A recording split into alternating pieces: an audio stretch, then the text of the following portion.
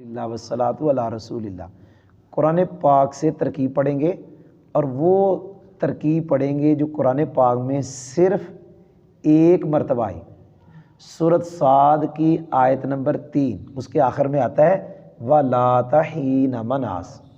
سب سے پہلی بات یہ ہے کہ لاتا یہ فعل نہیں ہے، لاتا ایک لفظ نہیں ہے، یہ دو لفظ ہیں، ایک ہے لا ایک ہے تا۔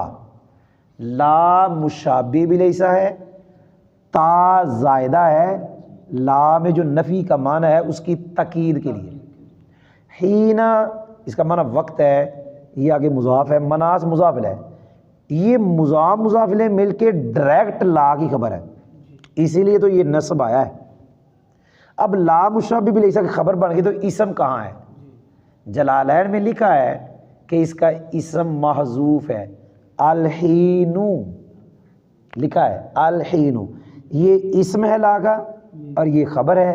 لا اپنے اسم اور خبر سے مل کر جملہ اسمیہ خبریہ، اور لکھا ہے کتابوں میں کہ جہاں لا تا استعمال ہوگا وہاں اس کا لا کا جو اسم ہے وہ محذوف ہوگا، اور وہ جو اسم محذوف ہوگا وہ ہم لفظ ہوگا خبر کا، ہم معنی ہوگا خبر کا، ہم لفظ بھی ہوگا ہم معنی بھی ہوگا۔